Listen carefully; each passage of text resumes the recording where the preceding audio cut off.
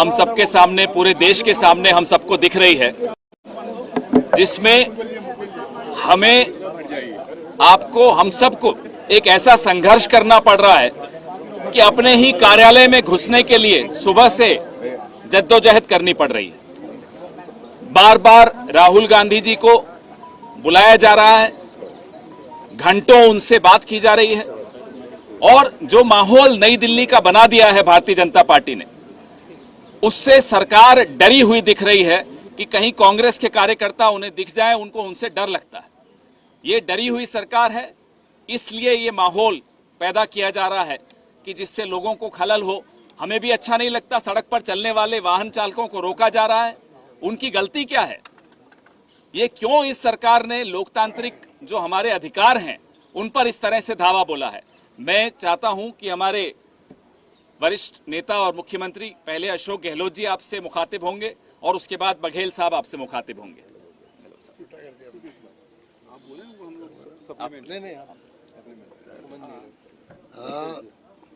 अभी आपने सुना पवन जी जो कहा, ये पहली बार देख रहे हैं कि दिल्ली की सड़कों में कोई चल नहीं सकता, राहगीर भी। ये पहली बार देख रहे हैं कोई बाहर से व्यक्ति आ रहा है तो उसको रोका जा रहा है, थाने ले आया जा रहा है। ये कहाँ डेमोक्रेसी रही देश के अंदर? देश की राजधानी में अगर ये हालात है, कोई धरना दे रहा है, प्रदर्शन कर रहा है, वो कर सकता है कि प्रोसेस निकालता है और खुद समर्पित करता है अरेस्ट होने के लिए, तो उसको बस में बैठा के ले आया जाता थाने के अंदर। ये परंपरा रही है बरसों से। पहली बार देख रहे हैं कि आप एआईसीसी, जो हमारा हेडक्वार्टर एआईसीसी है कांग्रेस का, उसके अंदर भी 15 लोग से अधिक नहीं आ सकते हैं। उसके लिए लिस्ट भेजनी पड़ी, 15 लोगों की लिस्ट भेजनी पड़ी। आप बता दीजिए कि चारों और एआईसी हेडक्वार्टर के बंदिश लगी हुई कि कोई एआईसी भी नहीं आ सकता है। ऐसा कभी सुना आपने? क्या हो रहा देश के अंदर? ये मीडिया को भी बताना पड़ेगा, पूरे मुल्क को, कि क्या हो रहा है। मुख्यमंत्री बघेल साहब जाना चाहते थे मिलने के लिए हमारे साथियों थाने के अंदर। हम लोग जा रहे थे मंदिर मार्ग थाने पर। मैंने पुलिस के बड़े अधिकारी से बातचीत भी करी, रिक्वेस्ट की कि हम खाली उनसे मिल के आना चाहते हैं, जो हमारे साथी बंद हैं। वो कोई क्रिमिनल तो है नहीं, वो पॉलिटिकल वर्कर हैं, पॉलिटिकल उन्होंने कोर्ट अरेस्ट दी है। उससे मिलने में अगर एक मुख्यमंत्री के ऊपर पाबंदी लगाई जाए, ये पूरे मुल्क में पहली बार हो रहा है। इन हालातों में देश चल रहा है, बहुत खतरनाक स्थिति है। इसलिए हम बार बार कहते हैं, राहुल जी को या सोनिया जी को जो दिया गया है नोटिस ईडी का, मैंने सुबह भी आपको कहा था, जब यही केस 2015 के अंदर क्लोज हो गया, एफआईआर लग गई, उसके बाद में क्या जरूरत थी? मोदी जी के आने के बाद में एफआईआर लगी है, तफ्तीश होने के बाद में क्या जरूरत थी? उसको आपने बाद में वापस खोल करके तंग करने का षड्यंत्र किया है। और जो आपकी फितरत के अंदर है, पूरे मुल्क में आप देख रहे हैं कि ईडी, इनकम टैक्स और सीबीआई का दुरुपयोग हो रहा है, पूरा देश जानता है। लोग दुखी हैं पर इनके भय से बोल नहीं पा रहा है, क्योंकि कहीं बुलडोजर चलते हैं और कहीं देशद्रोह के नाम पर पत्रकारों को, साहित्यकारों को, लेखकों को बंद किया जाता है। तो लोग बोलने से डरते हैं। उद्यमी हो चाहे व्यापारी, की क्या हिम्मत है वो बोल सकता है? उसके तो इनकम टैक्स वाला कल पहुंच जाएंगे। हालात बड़े गंभीर है, ये हमें समझना पड़ेगा। आज हम लोग क्यों आए हैं?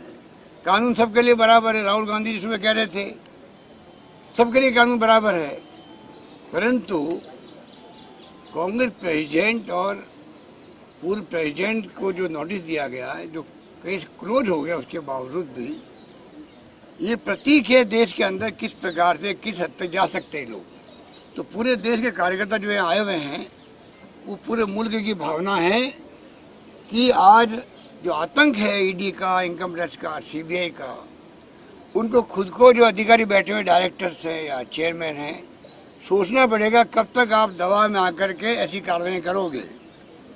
प्राइवेटली वो खुद कहते हैं कि अगर हमें कहीं रेड करनी पड़ती है तो हमें कम से कम 20 दिन लगते हैं। सर्वे करने के अंदर रेखी होती है, जानकारी प्राप्त होती है कि भाई क्या संभावना है इसके ऊपर, जाएंगे तो कुछ मिलेगा क्या वहाँ पर, ये कायदा होता है। इनके टेलीफोन आते हैं रात को, कल जाके आपको रेड करनी है, चाहे वहाँ कुछ मिले या नहीं मिले, हमें तो खाली मैसेज देना है। इस प्रकार की रेड्स पूरे देश के अंदर हो रही है, पूरे देश घबराया हुआ है और इनके कोई फर्क पड़ता नहीं है। कांग्रेस शासन, मैंने कल कहा आपको, मुख्यमंत्री के इस्तीफे हो गए, रेल मंत्री का इस्तीफा हो गया, कानून मंत्री का इस्तीफा हो गया। जैसे ही आप मीडिया ने इश्यू बनाया, हमने उनका सम्मान किया मीडिया का कि लोग क्या सोच रहे होंगे हमारे बारे में, लोकतंत्र है, और अविलंब हमने उनके इस्तीफे मांग लिया हमारे हाईकमान ने। और ये लोग इतने बेशर्मी से शासन कर रहे हैं, कोई मतलब नहीं कि लोग क्या सोच रहे होंगे। इनको तो खाली हिंदू राष्ट्र बनाना है, हिंदू की बात हमें करनी है, हिंदुत्व को किस प्रकार से गैर घोड़े हिंदुत्व के नाम पे। क्या हम लोग यहाँ खड़े हिंदू नहीं है क्या? महात्मा गांधी ने कहा कि मैं हिंदू हूँ, मुझे गर्व है इस बात का, पर मैं दूसरे धर्मों का सम्मान करूँगा। क्या ये भावना इन लोगों में है, आरएसएस के लोगों में या बीजेपी के लोगों में? बिल्कुल नहीं है। इस प्रकार देश चल रहा है। आप देखिए ट्रैफिक जाम कर रखा है, बदनाम करने के कांग्रेस को। ये थानों के अंदर हमारे लोग बंद है, मूवमेंट बंद है हमारा, तो उसके बाद में ट्रैफिक जाम क्यों है? इसलिए कि कांग्रेस बदनाम हो गई। देखिए इनके कारण ट्रैफिक जाम हो गया था दिल्ली के अंदर। ये सब षड्यंत्र है हमारे इन लोगों का। इसलिए मैं निवेदन करना चाहूँगा, बड़ा खतरनाक दौर है, ये कुछ नहीं बिगाड़ सकते, ना राहुल गांधी का ना सोनिया गांधी का, क्योंकि ये नॉन प्रॉफिटेबल कंपनी है। इसमें से सोनिया जी, राहुल गांधी या कोई डायरेक्टर 1 रुपया भी नहीं ले सकते हैं, कोई लेना चाहे तो नहीं ले सकता है। वो कंपनी ये है, खाली शेयर का ट्रांसफर हो रहा है इसके अंदर, ट्रस्ट के अंदर। आप बताइए उसके बाद में जिस प्रकार से नोटिस जा रहे हैं, जैसे कोई मनी लॉन्ड्रिंग हो गई हो करोड़ों अरबों रुपए की, इस प्रकार का माहौल बना दिया गया देश के अंदर, जबकि इसमें प्रॉफिट हो ही नहीं सकता, ले ही नहीं सकता कोई व्यक्ति, कोई चेयरमैन हो, डायरेक्टर हो, कोई भी 1 रुपया प्रॉफिट नहीं ले सकता है। वो कंपनी ये है, तो मनी लॉन्ड्रिंग कहाँ से हो गई है?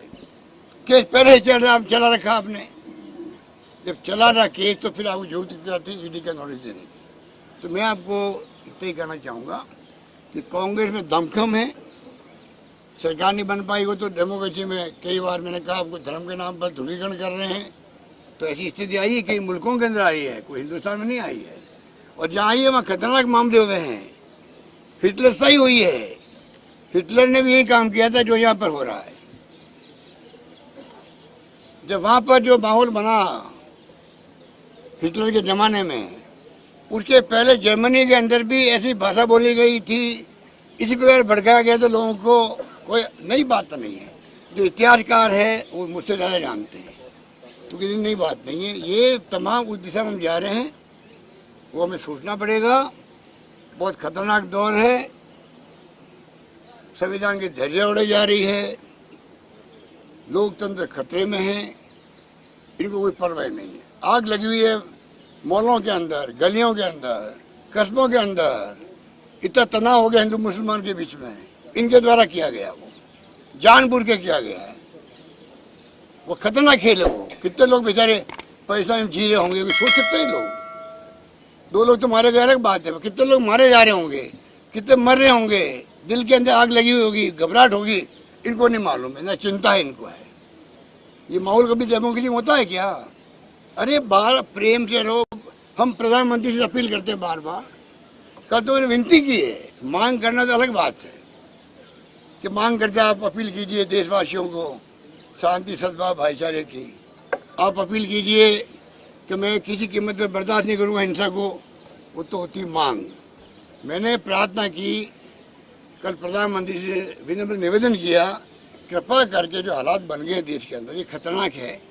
कल राहुल गांधी ने जो कहा था लंदन में कि केरोसिन छिड़क दिया गया है, आप सोच सकते हो उसके मायने क्या है? चिंगारी कहीं लगी नहीं, आग लगी नहीं। उसको मैंने एक्सप्लेन किया कि आप कृपा करके, ऐसा माहौल बन गया है, उसके लिए प्रधानमंत्री मैं निवेदन करता हूँ हाथ जोड़ के आपसे, आप आगे आइए, क्योंकि आज आपने हिंदुत्व के नाम पर अपना वर्चस्व कायम कर दिया देश के अंदर, चुनाव इसलिए जीत रहे हो आप, तो आप कम से कम देश को बचाओ, आपकी जिम्मेदारी है। उसके लिए आपको आगे आना पड़ेगा और देशवासियों को संबोधित करना पड़ेगा कि प्रेम से भाईचारे से रहो और मैं किसी कीमत पर हिंसा को बर्दाश्त नहीं करूँगा। ये कहने भी देश के प्रधानमंत्री जी को, गृह मंत्री को शर्म आ रही है। इससे बड़ी दुर्भाग्य की बात क्या हो सकती है। हालात बड़े गंभीर हैं। मैं उम्मीद करता हूँ कि देश का मीडिया दबाव में रह गया है। गोदी मीडिया की छाप लगी उसके ऊपर, मालिक लोग घबराए हुए हैं। उनको कब इनकम टैक्स आ जाए, ईडी आ जाए, सीबीआई का कोई पता नहीं है। हमें मैं मालूम है बातों को, घबराया हुआ है। पर घबराहट कब तक रखोगे, कब तक घबराहट रखोगे भाई। देश के अंदर जैसे राजनीति में कार्यकर्ता होता है, उसी प्रकार आपकी जिम्मेदारी बहुत बड़ी जिम्मेदारी होती है। ये चौथा स्तंभ है। इसलिए आप उठ खड़े हो, सही को सही को, गलत को गलत को। ये आप करेंगे तो मैं समझता हूँ कि इतिहास में आपका नाम भी लिखा जाएगा उस ढंग से, वरना इतिहास माफ मीडिया को भी नहीं करेगा। धन्यवाद। एक सेकंड पहले बघेल साहब हो जाए। कल से दिल्ली में जिस प्रकार से हालात बने हैं, एआईसीसी को चारों तरफ से घेर लिया गया है। कोई कार्यकर्ता, कोई नेता, कोई पदाधिकारी न यहाँ आ सकता न जा सकता। पुलिस के रहमो करम पे है, चारों तरफ बैरिकेडिंग कर दी गई, छावनी बना दिया गया है। और जिस प्रकार से कल हमारे सीनियर लीडरों के साथ दुर्व्यवहार किया गया, आज भी हमारे नेताओं को घसीट कर बसों में ठूसा गया। हम लोग थाना मिलने जाना चाह रहे थे, उसको जाने नहीं दिया गया। गहलोत साहब भी जा रहे थे, उसे भी जाने नहीं दिया गया। मुकुल वासनिक जी, मनीष चतरथ जी के साथ मैं बदरपुर थाने जा रहा था। यहाँ से 10 किलोमीटर बाद मुझे रोका गया कि आप थाना नहीं जा सकते, वहाँ हालात बिगड़ सकते हैं। मैं कहा अपने नेताओं से मिलने जा रहा हूँ, मैं किसी पब्लिक से मिलने जा रहा हूँ। उनकी हालत क्या है, उनको खाना चाय नाश्ता मिला है कि नहीं मिला है, ये जानने, उसके हाल चाल जानने के लिए मैं जा रहा था। और मुझे पायलटिंग करके कौन ले गया? दिल्ली पुलिस यहीं से ले गया। उनको सूचना पहले से मैं कहाँ जा रहा हूँ। उसके बाद 10 किलोमीटर अपोलो हॉस्पिटल के सामने, जहाँ मरीजों का आना जाना भी लगा रहता है, और खुद पुलिस वहाँ पे गाड़ी अड़ा के, अपनी जिप्सी अड़ा के हम लोगों को रोक दिया गया और कहते हैं कि आप आगे नहीं जा सकते। मैंने पूछा आपके पास कोई लिखित आदेश है तो बताइए। उनके पास कोई लिखित आदेश नहीं। 1 घंटे तक हम लोगों को रोका गया और हमने देखा कि जाम लग गई है और मरीजों को परेशानी हो रही है, तो खुद भी हम लोगों ने फिर यू टर्न लेके एआईसीसी आ गए हैं। आज स्थिति ये है कि विपक्ष को दबाने के हर हथकंडे अपना रहे हैं। आज राहुल जी लगातार देश के बेरोजगारी पर, किसानों के दाम के लिए और महंगाई और बेरोजगारी की लड़ाई लड़ रहे हैं। चाहे सीमा में जो चीन जिस प्रकार से अतिक्रमण किया वो मुद्दे उठा रहे हैं, और जिस प्रकार से उदयपुर में जो संकल्प पारित हुआ कि हम जिस प्रकार सांप्रदायिक सौहार्द बिगाड़ने की कोशिश भारतीय जनता पार्टी कर रही है, उसको भारत जोड़ो अभियान चलाना है, ये अभियान लेके चल रहे हैं। तो इसलिए वो दबाने के लिए इस प्रकार के षड्यंत्र ये कर रहे हैं। लगातार ये कहा जा रहा है कि बहुत बड़ा भ्रष्टाचार हुआ है। 1 पैसा भी लिया हो तो बता दीजिए, 1 पैसा निकाला गया हो तो उससे कोई लाभान्वित हुआ हो तो बता दीजिए। जब नहीं हुआ है तो इस प्रकार से राहुल गांधी जी को, सोनिया गांधी जी को बदनाम करके ये अपना उल्लू सीधा करना चाहते हैं। जो कांग्रेस मुक्त भारत की बातें कर रहे थे, ये कर नहीं पा रहे हैं। तो इस प्रकार से ईडी, आईटी, सीबीआई सारे सेंट्रल एजेंसी को दुरुपयोग कर रहे हैं और केवल विपक्षों पे ये किया जा रहा है। चाहे वो केरल से लेके कश्मीर तक के सारे विपक्ष के नेताओं पे शिकंजे कसने की कोशिश कर रहे हैं। 8 साल में भारतीय जनता पार्टी के एक भी नेता के खिलाफ ये कार्रवाई किए हों तो बता दीजिए। यदि किए हैं तो विपक्ष के नेताओं पे, मीडिया हाउस पे या फिर उद्योगपतियों पे जो उसके कंट्रोल में नहीं है, उनके खिलाफ ये कार्रवाई कर रहे हैं। बचत को खुला छूट दे के रखे हैं, ये सब आप जानते हैं। ये जो लड़ाई है वो सत्य की लड़ाई है, इसीलिए कांग्रेस इस सत्याग्रह के रूप में इसे पूरे देश में ले जा रही है। ये लड़ाई अभी रुकेगी नहीं, ये लड़ाई और आगे बढ़ेगी। भूपेश बघेल जी, मेरा सवाल है कि सुबह हमने देखा कि तमाम जो बड़े नेता थे उनको हिरासत में लिया गया, आपको लिया गया, अशोक गहलोत जी को लिया गया, मल्लिकार्जुन खड़गे जी को, तमाम लोगों को लिया गया, दुर्व्यवहार किया गया। क्या इसकी भी कंप्लेन आप लोग कहीं करवाएंगे? क्योंकि लगातार इस तरह की कभी व्यवस्था देखी नहीं गई है कि मुख्यमंत्री के साथ दुर्व्यवहार किया जाए, सांसदों के साथ दुर्व्यवहार किया जाए। अब इसे किसके पास शिकायत करेंगे? सवाल तो इस बात का है। इसे पत्रकारों के साथ दुर्व्यवहार किया, हमारे सामने है। आपके साथ किस प्रकार से झूमा झटकी किया गया, आपके साथ बदतमीजी की गई, हमने देखा है। लेकिन शिकायत किससे करें? क्योंकि वो तो वही कर रहे हैं जो ऊपर से आदेश आता है। हमको ऊपर से आदेश है, हमने कहा लिखित दो। 1 घंटे में वहाँ के डीएसपी मुझे लिखित आदेश नहीं दे पाया, तब मैं फिर वापस आया। इनके केवल मौखिक आदेश चल रहे हैं। जिस प्रकार से गहलोत जी ने कहा कि रात में फोन आता है कि उसके यहाँ रेड डालना है, तो फिर सुबह आईटी हो, ईडी हो, वो छापा मार देते हैं। आज ईडी किसके कंट्रोल में होना चाहिए? वित्त विभाग के है किसके अधीन? आज होम के अंडर कर दिया गया। आर्थिक यदि अपराध हो रहा है तो सीधा उसको देखना चाहिए किसको? आज तक देश में होता रहा है वित्त विभाग के, अब वो होम के अंदर में आ गया है, तो वो उस प्रकार से कार्रवाई कर रहे हैं। और देख लीजिए पूरे देश भर में बदले की राजनीति की जा रही है। सर मेरा ये सवाल है कि आप लोग जिस तरीके से कह रहे हैं, आप दोनों मुख्यमंत्री हैं, दोनों हमने खुद देखा, सवाल भी करने गए आपके साथ कि आप गेट तक पहुंचे, बस लग गई आगे, बैरिकेडिंग लगा दी, आप लोगों को नहीं आने दिया। फेडरल स्ट्रक्चर पे भी एक सवाल खड़ा होता है। दूसरा ये कि आप लोगों को, आप दो मुख्यमंत्री आप हैं और कांग्रेस पार्टी है, इसके अलावा भी तमाम अपोजिशन पार्टियां हैं जो लगातार इस बात में कहती है सेंट्रल एजेंसीज का मिसयूज हो रहा है। तो आप सारी पार्टियां, पूरा विपक्ष एक प्लेटफॉर्म पर आने के लिए कोई प्रयास कर रहा है क्या? और क्यों नहीं आप लोग आ जाते हैं? बहुत सही सवाल आपने किया है कि आज जिस प्रकार से अलग अलग दलों के नेताओं को इस प्रकार से ईडी, आईटी और सीबीआई के द्वारा प्रताड़ित किया जा रहा है, अब एक मंच में आने का समय आ चुका है और सब इसमें एक मंच में आना चाहिए।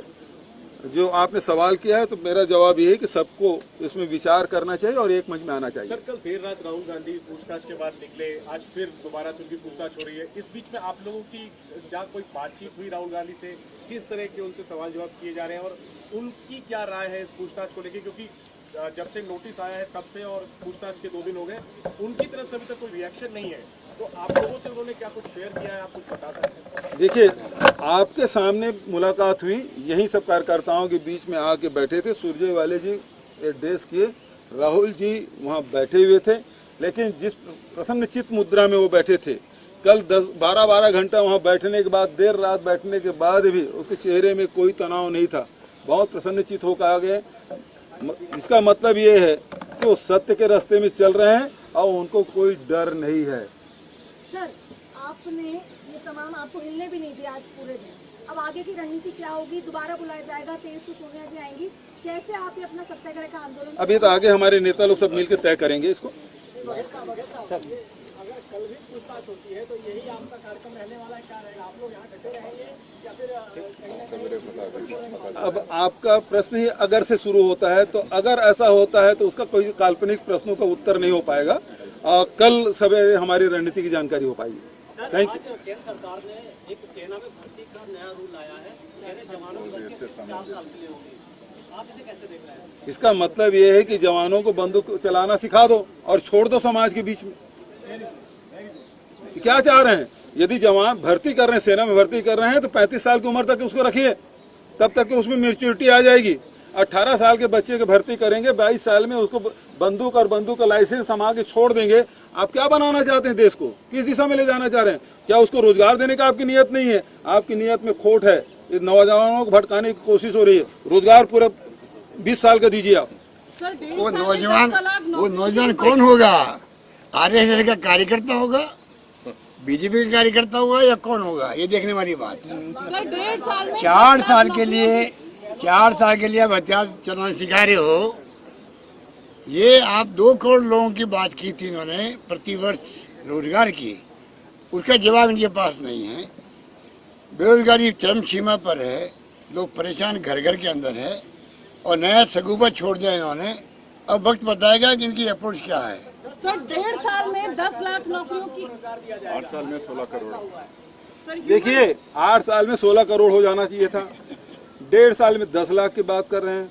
सेंट्रल गवर्नमेंट के 60 लाख पद खाली हैं, तो 10 लाख क्यों? पूरा 60 लाख भर्ती करना चाहिए जितने पद खाली हैं। और 2 करोड़ के हिसाब से 16 करोड़ के रोजगार देने की बात है, वो कहाँ है?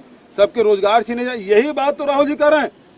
नौजवानों की बात कर रहे हैं, किसानों की बात कर रहे हैं, दलितों की बात कर रहे हैं।